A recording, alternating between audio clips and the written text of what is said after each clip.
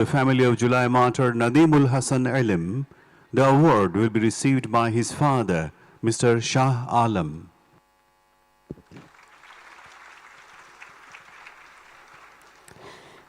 এবারে জুলাই যোদ্ধাদের সম্মাননা স্মারক প্রদান।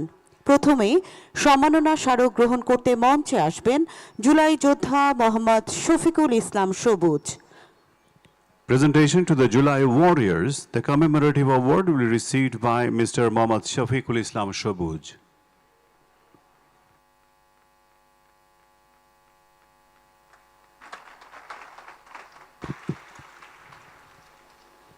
এরপর মঞ্চে আসবেন জুলাই যোদ্ধা মোহাম্মদ মহিউদ্দিন রাব্বি। Now coming to the stage, Mohiuddin Rabbi. He lost one eye.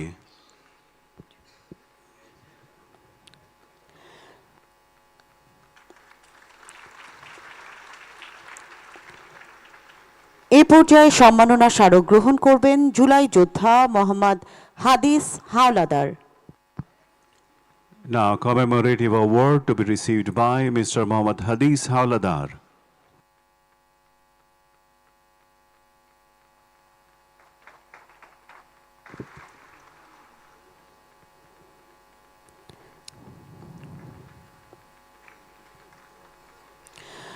ধন্যবাদ মহামান্য রাষ্ট্রপতি। Thank you, Honorable President. সম্মানিত সুধী, অনুষ্ঠানে উপস্থিত সকল জুলাই শহীদ পরিবারের সদস্য এবং জুলাই যোদ্ধাগণের নিকট সম্মাননা স্মারক পৌঁছে দেওয়া হবে। সুধীমণ্ডলী, অনুষ্ঠানের এ পর্যায়ে রয়েছে গণপ্রজাতন্ত্রী বাংলাদেশের মহামান্য রাষ্ট্রপতি জনাব হাফিজউদ্দিন আহমদ বীর বিক্রম এবং জনাব আহমেদ আজম খান এমপি মাননীয় মন্ত্রী মুক্তিযুদ্ধ বিষয়ক মন্ত্রণালয়ের মধ্যে সম্মাননা স্মারক বিনিময়। Ladies and gentlemen, we now witness an exchange of commemorative mementos between the Honorable President of the People's Republic of Bangladesh, Hafizuddin Ahmed Bir Bikram, and Mr. Ahmad Azam Khan, Honorable Minister for Ministry of Liberation and War Affairs.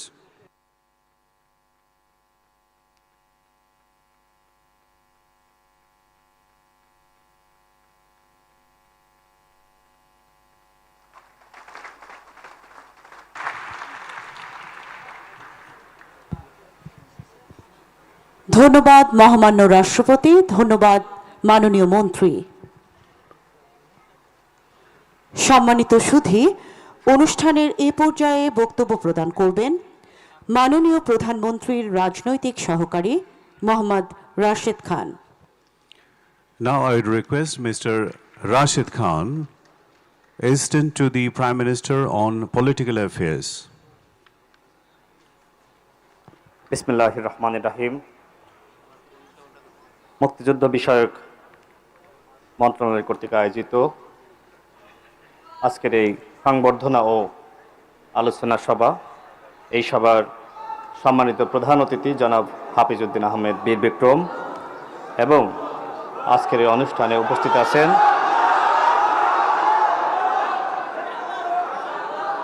গণপ্রজাতন্ত্রী বাংলাদেশ সরকারের মাননীয় স্বরাষ্ট্রমন্ত্রী, মুক্তিযুদ্ধ বিষয়ক মন্ত্রী এবং আমার সামনে উপস্থিত বাংলাদেশ জাতীয়তাবাদী দল বিএনপির নেতৃবৃন্দ, বাংলাদেশ জামাত ইসলামের নেতৃবৃন্দ, বাংলাদেশ এনসিপির নেতৃবৃন্দ সহ উপস্থিত অতিথিবৃন্দ, আপনাদের সবাইকে শুভেচ্ছা এবং সালাম। আসসালামু আলাইকুম। আজকের এই অনুষ্ঠানে আমাদের মহামান্য রাষ্ট্রপতি উপস্থিত আছেন এবং তার উপস্থিতিতে আমাদের জুলাই যোদ্ধা এবং জুলাই শহীদ পরিবারের যে অবদান, সেই অবদানকে রাষ্ট্রীয়ভাবে স্বীকৃতি দেওয়ার জন্য আজকের এই আয়োজন। এটি একটি সার্বজনীন রাষ্ট্রীয় অনুষ্ঠান। এখানে রাজনৈতিক বিতর্কের কোনো অবকাশ নেই। জুলাই গণ অভ্যুত্থানে আমরা সবাই একতাবদ্ধ হয়ে রাজপথে নেমে ফ্যাসিস্ট আওয়ামী সরকারের পতন ঘটিয়েছি। এটি বাস্তব যে শেখ হাসিনার পতনের পরে আমাদের রাজনৈতিক মত এবং পথ ভিন্ন হয়েছে এবং অন্তর্বর্তীকালীন সরকার যে নির্বাচন আয়োজন করেছিল সেই নির্বাচনের মধ্য দিয়ে বাংলাদেশে একটি সরকারি দল যারা জনগণের সেবায় কাজ করছে এবং গণতান্ত্রিক যে অগ্রযাত্রা সেটির সৌন্দর্য বৃদ্ধিকরণের লক্ষ্যে বিরোধী দল তারাও বাংলাদেশের জনগণের কল্যাণে কাজ করছে।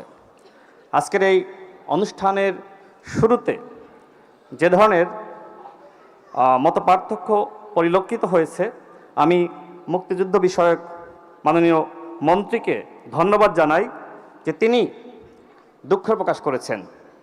অর্থাৎ গণ অভ্যুত্থানের পরে এই যে দুঃখ প্রকাশের সংস্কৃতি এবং যে অনুযোগ অভিযোগ ছিল আমাদের সংক্ষুব্ধ পক্ষের থেকে, সেটি তিনি সমাধান করার প্রতিশ্রুতি ব্যক্ত করেছেন এবং ইতিপূর্বে আমরা কখনোই এই ধরনের সংস্কৃতি আমরা পরিলক্ষিত করি নাই। আজকে আমাদের মাননীয় মন্ত্রী যে নজির স্থাপন করলেন, আমরা মানুষ আমাদের কাজ করতে গেলে ভুল হবে এবং সেই ভুলগুলো যদি আমরা শুধরিয়ে নিতে পারি সেটি আমাদের সরকারের এবং আমাদের এখানে যারা বিরোধী দলে আছেন আমাদের সবার সার্থকতা। আমাদের জুলাই যোদ্ধা এবং শহীদ পরিবারের অনেক রাগ, ক্ষোভ, অভিমান আছে এবং অনেক সময় তারা সেই ক্ষোভের বহিঃপ্রকাশ ঘটিয়ে থাকেন এবং এর ন্যায্যতাও আছে। অন্তর্বর্তীকালীন সরকারের কাছে আপনাদের অনেকের অনেক বেশি প্রত্যাশা ছিল, হয়তো তার পুরোটা পূরণ করা সম্ভবপর হয়নি এবং বর্তমানে বিএনপি সরকার ক্ষমতায় রয়েছে, আপনাদের অনেকের অনেক প্রত্যাশা রয়েছে।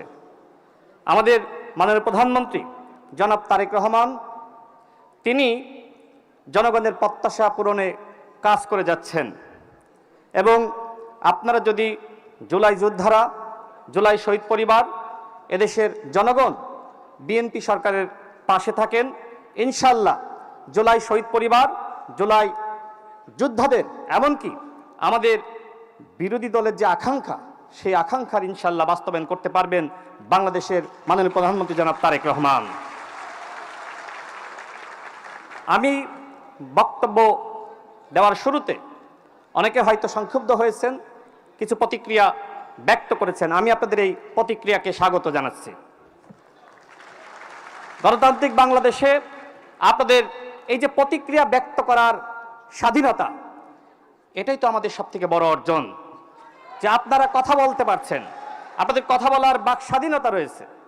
সুতরাং এই বাক স্বাধীনতাকে আমরা মূল্যায়ন করে সামনের দিনে আমরা অগ্রসর হব ইনশাআল্লাহ।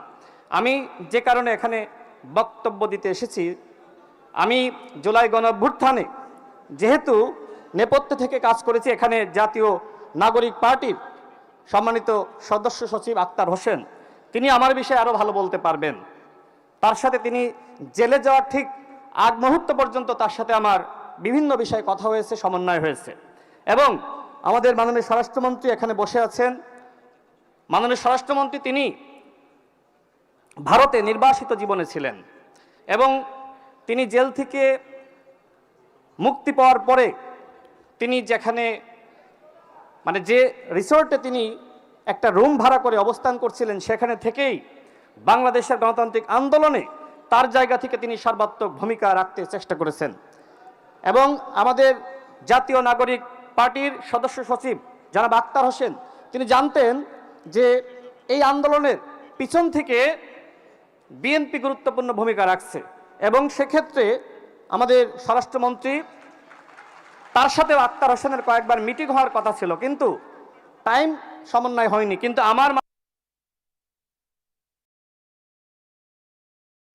আমি আক্তার হোসেনের কাছে পৌঁছে দিয়েছি। আমাদের বাংলাদেশের মাননীয় প্রধানমন্ত্রী তিনি জুলাই গণঅভ্যুত্থানের সাথে তিনি সক্রিয়ভাবে জড়িত ছিলেন। তিনি লন্ডনে নির্বাসিত জীবনে ছিলেন, কিন্তু সেখানে থাকা অবস্থায় তিনি বিএনপিকে পরিচালিত করা এবং আমরা যারা যুগপৎ আন্দোলন করছিলাম সেই যুগপৎ আন্দোলনকে তিনি নেতৃত্ব দিচ্ছিলেন। এর মাঝে 2018 সালের কোটা সংস্কার আন্দোলন আমরা যেটা সফল করেছিলাম, 2024 সালে আবারও শেখ হাসিনার প্রতারণার মাধ্যমে কোটা ফিরে আসে এবং এর প্রেক্ষিতে আমাদের বর্তমান প্রধানমন্ত্রী জনাব স্বরাষ্ট্রমন্ত্রী এবং বিএনপির অন্যান্য দায়িত্বশীল নেতৃবৃন্দ সহ ডাকসুর সাবেক ভিপি নুরুল হক নূর, বর্তমান বিএনপি সরকারের প্রতিমন্ত্রী এবং আমির রাশেদ খান, এছাড়া ছাত্রদলের সভাপতি, সাধারণ সম্পাদক সহ আমরা বেশ কিছু মানুষ একসাথে আলোচনা করেছিলাম যে ছাত্রদের এই আন্দোলনে রাজনৈতিক দল হিসেবে আমাদের যথেষ্ট দায়িত্ব রয়েছে এবং সেই দায়িত্বের যথাযথ সমন্বয় করেছেন আমাদের এখানে উপস্থিত আমাদের স্বরাষ্ট্রমন্ত্রী। আমি বক্তব্য বাড়াবো না, যেহেতু আমাদের 36 জুলাই চলছে। আমি সবার অবদান স্বীকার করতে চাই। আমি স্বচক্ষে আমি যতটুকু জানি, যতটুকু আমি দেখেছি, আমাদের স্বরাষ্ট্রমন্ত্রীর সাথে আমি একদিন কথা বলছিলাম, যেহেতু তিনি মাননীয় প্রধানমন্ত্রীর পক্ষ থেকে জুলাই গণঅভ্যুত্থানে তিনি রাজনৈতিক দলগুলোকে সমন্বয় করার দায়িত্ব পালন করছিলেন। তো সেক্ষেত্রে এখানে জামাত ইসলামের সেক্রেটারি জেনারেল উপস্থিত আছেন। আমি তার কাছে জিজ্ঞেস করছিলাম যে ওই সময় আসলে জামাতের কোন নেতার সাথে আপনি কথা বলতেন। তিনি বলেছিলেন যে জামাতের বর্তমান এমপি আব্দুল্লাহ মোহাম্মদ তাহের সাহেব। তো আমি জুলাই গণঅভ্যুত্থান নিয়ে একটি ইতিহাস লিপিবদ্ধ করতে গিয়ে আমি এই তথ্যগুলো পেয়েছি। সেক্ষেত্রে আমি আবার আব্দুল্লাহ মোহাম্মদ তাহের ভাইয়ের সাথে কথা বলেছিলাম যে জুলাই গণঅভ্যুত্থানের সময় বিএনপির কোন নেতার সাথে আপনার সবথেকে বেশি কথা হতো বা সমন্বয় হতো। তিনি আমাকে বলেছিলেন বর্তমান স্বরাষ্ট্রমন্ত্রী জনাব সালাউদ্দিন আহমেদ। আপনারা আব্দুল্লাহ মোহাম্মদ তাহের ভাইকে জিজ্ঞেস করতে পারেন। অর্থাৎ গণঅভ্যুত্থানের সময় বিএনপি, জামাত ইসলাম, এমন এনসিপি সেই সময় গঠিত হয়নি, ছাত্ররা ছিল, আমরা সবাই একসাথে কাজ করেছি। এছাড়া গণতন্ত্র মঞ্চের অন্তর্ভুক্ত দলগুলো, এখানে গণসংহতি আন্দোলনের সভাপতি আমাদের জুনায়েদ সাকিব ভাই আছেন, আরও যারা বাম প্রগতিশীল, এমনকি হেফাজতে ইসলাম, এমনকি আমি হেফাজতে ইসলামের নেতৃবৃন্দের সাথে কথা বলেছি যে জুলাই গণঅভ্যুত্থানের সময় বিএনপির পক্ষ থেকে আসলে কি ধরনের ভূমিকা ছিল আপনাদের সহযোগিতা করার জন্য।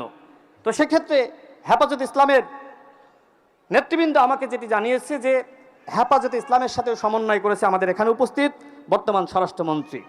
আমি কারোর অবদান অস্বীকার করছি না, জামাত ইসলামের ভূমিকা আছে, সেটা তো আমি বললামই যে আমাদের স্বরাষ্ট্রমন্ত্রীর সাথে আব্দুল্লাহ মোহাম্মদ তাহের ভাইয়ের যোগাযোগ ছিল এবং পুরো সমন্বয়টা হয়েছে। অর্থাৎ গণঅভ্যুত্থানের সময় আমরা একসাথে কাজ করেছি।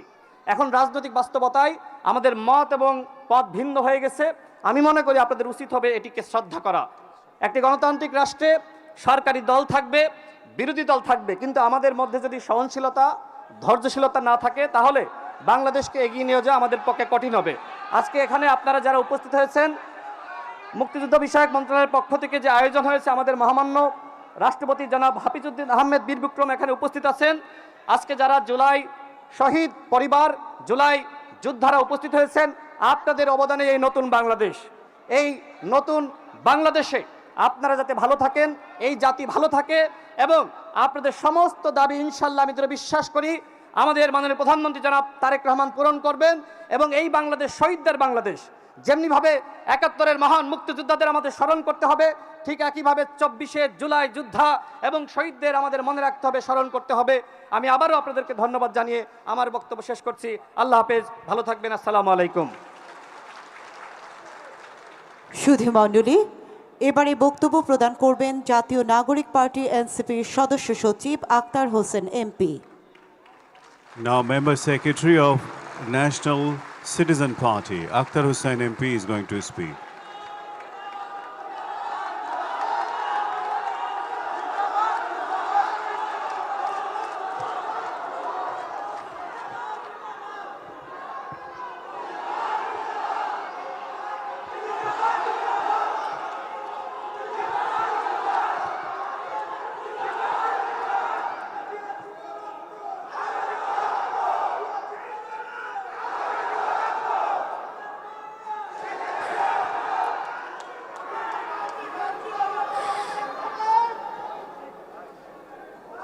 আসসালামু আলাইকুম রহমতুল্লাহ। মুক্তিযুদ্ধ মন্ত্রণালয় কর্তৃক আয়োজিত জুলাই গণঅভ্যুত্থান দিবসের আজকের এই আয়োজনের সম্মানিত প্রধান অতিথি মাননীয় রাষ্ট্রপতি, এই অনুষ্ঠানের বিশেষ অতিথিবৃন্দ, আমার সামনে উপবিষ্ট বিভিন্ন রাজনৈতিক দলের নেতৃবৃন্দ, জুলাই যোদ্ধা এবং শহীদ পরিবারের সদস্যবৃন্দ, আপনাদের সকলকে সালাম এবং একই সাথে 5 আগস্টের বিজয়ের শুভেচ্ছা। বাংলাদেশের মানুষেরা দীর্ঘদিন ধরে এক জুলুম, নিপীড়ন, স্বৈরাচারী শাসন ব্যবস্থার মধ্য দিয়ে একটা নাভিশ্বাস আমাদের উঠেছিল। আমরা যখন ধরে নিয়েছিলাম যে ওই ফ্যাসিবাদী সরকার যেভাবে টাইমলাইন ঘোষণা করে 2021, 2041, 2071 কতগুলো সাল তারা ঘোষণা করে ফেলেছে এবং বাংলাদেশে আমরা মুক্তির আর কোনো উপায় দেখছিলাম না, ঠিক সেই সময়টাতে এই বাংলাদেশের আপামর জনতা, বাংলাদেশের ফ্যাসিবাদ বিরোধী সকল রাজনৈতিক দল সকলে মিলে রাজপথে জীবন দেওয়ার মধ্য দিয়ে আমরা এই বাংলাদেশকে নতুন করে মুক্ত করতে সমর্থ হয়েছিলাম। সেই 24-এর অভ্যুত্থানের সময়কালে আমাদের যেসব ভাইরা জীবন দিয়েছেন, আমরা তাদের আত্মার মাগফিরাত কামনা করি। আমাদের আহত ভাইরা এখনো অনেকেই আছেন যারা 2 চোখে দেখতে পান না, অনেকেই আছেন যারা পঙ্গু, হাঁটতে পারেন না, অনেকেই আছেন নানা ধরনের শারীরিক জটিলতায় তারা ভুগছেন। আমরা তাদের জন্য দোয়া কামনা করি, আল্লাহ রাব্বুল আলামিন তাদেরকে সুস্থতা দান করুক। কিন্তু এর বাইরে গিয়ে রাষ্ট্রীয় দায়িত্ব থেকে আমাদের শহীদ পরিবার এবং আহত যোদ্ধারা যারা আছেন তাদের জন্য একটা বৃহৎ পরিসরে দায়িত্ব রয়েছে। আমরা সরকারের মাননীয় মন্ত্রী এখানে উপস্থিত আছেন, তাদের কাছে আমরা বিনীত কণ্ঠে আহ্বান জানাতে চাই, এখনো অনেক শহীদ আছেন যাদেরকে তালিকায় অন্তর্ভুক্ত করা হয়নি। এখানে অনেক আহত যোদ্ধারা আছেন যারা এতটা গুরুতর আহত কিন্তু তাদের ক্যাটাগরি করা হয়েছে সি ক্যাটাগরিতে, তাদেরকে পিছিয়ে রাখা হয়েছে। এটা স্পষ্টতই আমাদের যেসব জুলাই যোদ্ধারা আছেন তাদের স্বীকৃতিতে বাধা তৈরি করে। এই কারণে আমরা মাননীয় মন্ত্রীর কাছে আবেদন জানাবো, আমাদের জুলাই যোদ্ধারা যারা এখনো চিকিৎসাপ্রাপ্ত হয় নাই এবং আমাদের আহত যোদ্ধারা যাদের ক্যাটাগরি নিয়ে এখনো পর্যন্ত অসুবিধা রয়েছে, সরকার অতি দ্রুত উদ্যোগ গ্রহণ করে আমাদের এই শহীদ পরিবার এবং আহতদের যে আইনি জটিলতাগুলো চলছে, আমলাতান্ত্রিক জটিলতা, সেগুলো নিরসন করার উদ্যোগ গ্রহণ করবে। একই সাথে এখানে মাননীয় স্বরাষ্ট্রমন্ত্রী উপস্থিত আছেন, তার কাছে আমরা একটা বিষয় স্পষ্ট করে বলতে চাই, এই বাংলাদেশে যারা গণহত্যা করেছে, যারা মানবতা বিরোধী অপরাধ করেছে, সেই আওয়ামী লীগ, সেই গুন্ডারা, মানবতা বিরোধী অপরাধীরা, তারা এখনো পর্যন্ত বিভিন্ন জায়গায় আমাদের জুলাই যোদ্ধারা যারা আছেন তাদেরকে হুমকি দিয়ে বেরোচ্ছে। আমরা সরকারের কাছে আহ্বান জানাই, অতি দ্রুত আওয়ামী লীগের যত সন্ত্রাসী আছে সকল সন্ত্রাসীকে গ্রেফতার করে বিচারের আওতায় নিয়ে আসতে হবে এবং দল হিসেবে আওয়ামী লীগ যে মানবতা বিরোধী অপরাধ করেছে, যে গণহত্যা চালিয়েছে, দল হিসাবেও আওয়ামী লীগকে বিচারের আওতায় নিয়ে আসতে হবে। সম্মানিত উপস্থিতি, এই জুলাই আন্দোলন, এই জুলাই গণঅভ্যুত্থান, এই বিপ্লবের অংশীদার আমরা সকলেই। আমরা আজকে একটা রাষ্ট্রীয় প্রোগ্রামে এখানে উপস্থিত হয়েছি, কোনো দলীয় প্রোগ্রামে না। যে রাষ্ট্রীয় প্রোগ্রামে আমরা উপস্থিত হয়েছি সে রাষ্ট্র সবাইকে ধারণ করার কথা, কিন্তু দুর্ভাগ্যের বিষয় কেন যেন আমাদের রাষ্ট্রীয় একটা প্রোগ্রামেও আমরা ইতিহাসের সমস্ত কিছুকে আমরা ধারণ করতে ব্যর্থ হলাম। আপনারা খেয়াল করে দেখবেন, এই বাংলাদেশে মুক্তিযুদ্ধের ইতিহাসকে যেমন একপেশেভাবে আওয়ামী লীগ দখল করেছিল, ঠিক একই ধরনের একটা পরিস্থিতি এখানে তৈরি হয়েছে। আমরা যারা বয়সী তরুণ, জীবনের সমস্ত ঝুঁকি নিয়েও শহীদ রাষ্ট্রপতি জিয়াউর রহমানের মুক্তিযুদ্ধের যে অবদান, সেটাকে আমরা বারংবার বলে গেছি, কারণ এটা ইতিহাসের অংশ, এই ইতিহাসকে বোঝা যায় না। তেমনিভাবে এই 24-এর অভ্যুত্থানে যারা অংশগ্রহণ করেছিলেন, তিনি বিএনপির হন, তিনি জামাতের হন, তিনি বামপন্থী হন, প্রাইভেট বিশ্ববিদ্যালয়ের শিক্ষার্থী হন, মাদ্রাসার শিক্ষার্থী হন, রিক্সা চালক হন, প্রবাসী হন, যে সেকশনের মানুষেরাই তারা হন না কেন, আমরা সব সময় তাদেরকে আমরা স্মরণে রাখি, আমরা তাদের কথাটা উচ্চারণ করি। কিন্তু আজকে এখানে একটা ডকুমেন্টারি প্রদর্শিত হলো। সেই ডকুমেন্টারিতে দেখেন খেয়াল করে, এই আন্দোলনটা যে ব্যানারে সংগঠিত হয়েছিল, বৈষম্য বিরোধী ছাত্র আন্দোলন, সেই আন্দোলনের ব্যানার, সেই ব্যানারটার কথা এখানে উল্লেখ করা হলো না। এই আন্দোলন তো একদিনে সংগঠিত হয় নাই। এটা ছিল কোটার দাবিতে, কোটার সংস্কারের দাবিতে একটা আন্দোলন। কিন্তু সেই আন্দোলনটার গতিপথ আপনারা যদি খেয়াল করে দেখেন, 9 দফার মতো একটা ঐতিহাসিক ঘটনা, যেটা এই আন্দোলনের গতিপথকে পরিবর্তন করে দিয়েছিল, সেই 9 দফা এখানে অনুপস্থিত থেকে গেল। আমরা খেয়াল করে দেখলাম 24 অভ্যুত্থানের সময়টাতে সব থেকে সাহসের যে ঘটনাটা, আনুষ্ঠানিকভাবে 3 আগস্ট শহীদ মিনারে যে 1 দফার ঘোষণা দেয়া হলো, সে বিষয়টা এখানে বিমালুম ভুলে যাওয়া হলো। এটা আমাদেরকে আহত করে। আমরা চাই এই ইতিহাস বাংলাদেশের প্রত্যেকটা মুক্তিকামী জনতার হবে। 24-এর ইতিহাস থেকে কোনো জুলাই যোদ্ধাকে বাদ দেয়া চলবে না। এটাই হওয়ার কথা ছিল আজকের রাষ্ট্রীয় প্রোগ্রামের ডকুমেন্টারির ভাষ্য। কিন্তু দুর্ভাগ্যের বিষয়, আজকে বাংলাদেশের বিভিন্ন রাষ্ট্রীয় প্রতিষ্ঠানগুলোতে যেমন করে দলীয়করণ হচ্ছে, যেমন করে দলীয় লোকরা বসছে, ঠিক তেমনিভাবে আজকে ইতিহাসেও একটা দলীয়করণ করা হলো। যদিও মাননীয় মুক্তিযুদ্ধ মন্ত্রী তিনি এই ডায়াসে দাঁড়িয়ে এর জন্য দুঃখ প্রকাশ করেছেন এবং সংশোধন করবেন বলে কথা দিয়েছেন, আমি তাকে ধন্যবাদ জানাই। কিন্তু এই যে ভুল, সেটাকে আমি কোনোভাবেই অবচেতন মনের ভুল বলে মনে করি না। এটা খুব চেতন জাগ্রত অবস্থায় থেকে ইতিহাসকে বিকৃত করার জন্য এবং ইতিহাসকে দলীয়করণ করার জন্য এই ধরনের একটা ডকুমেন্টারি তৈরি করা হয়েছে। এখানে একটা অনিকাঙ্ক্ষিত পরিস্থিতি তৈরি হয়েছিল। আজকে একটা মহিমান্বিত দিন, যেই দিনে আমরা বিজয় অর্জন করেছিলাম, সেই দিনে সরকার কর্তৃক একটা প্রোগ্রাম ঘোষণা করা হয়েছে। সেই প্রোগ্রামটা যাতে আমরা শান্তভাবে আমাদের কথাগুলো বলতে পারি, সে কারণে আমি আপনাদের সামনে এসে দাঁড়িয়েছিলাম। আপনারা যারা জুলাই যোদ্ধারা আছেন, আপনারা তখন আমার কথা শুনেছেন, এই কারণে আপনাদের কাছে আমি ধন্যবাদ এবং কৃতজ্ঞতা জানাতে চাই। পাশাপাশি এই প্রোগ্রামটা যখন চলছে, ঠিক সেই সময়টাতে আমাদের একজন বৈষম্যবিরোধী ছাত্র আন্দোলনের সমন্বয়ক, যিনি এবং তার সাথে আরো কয়েকজন, আপনারা সবাইকে চিনে থাকবেন, মাহিন সরকার, রিফাত রশিদ, আব্দুল কাদের, আব্দুল হান্নান মাসুদ, যখন প্রথম সারির সমন্বয়কদেরকে ডিবি অফিসে বন্দী করে রাখা হয়েছিল, তখন তারাই আন্দোলনটাকে চালিয়ে দিয়ে গিয়েছিলেন।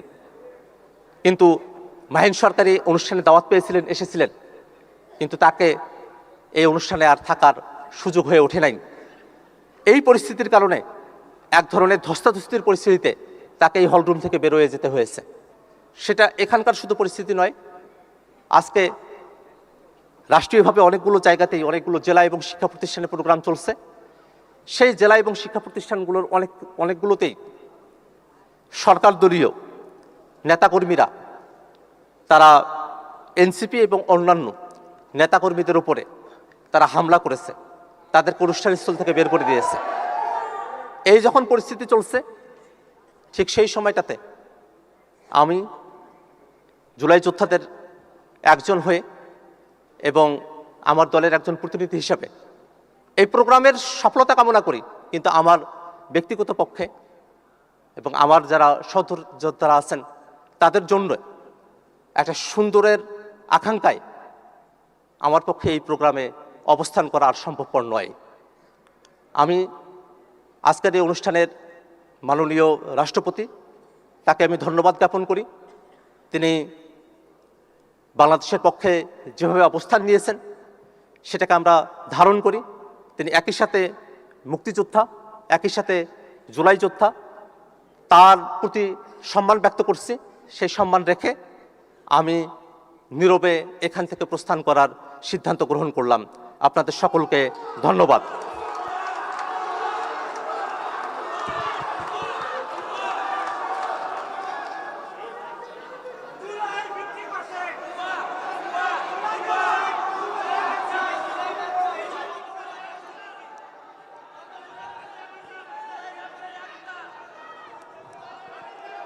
সম্মানিত অতিথিদেরকে শান্ত থাকার জন্য বিনীতভাবে অনুরোধ আমি করছি। করজোরে অনুরোধ আপনারা করছি শান্ত আপনাদের শান্ত থাকুন। থাকবার জন্য। আপনারা শান্ত থাকুন, ধৈর্য আমি ধরুন। করজোরে আমাদের আপনাদেরকে আজকের অনুরোধ এই করছি আয়োজন শান্ত থাকবার জন্য। শৃঙ্খলা হলো গণতন্ত্রের সবচেয়ে বড়, সুশৃঙ্খলতা হলো সবচেয়ে বড় কম্পোনেন্ট হলো সুশৃঙ্খলতা।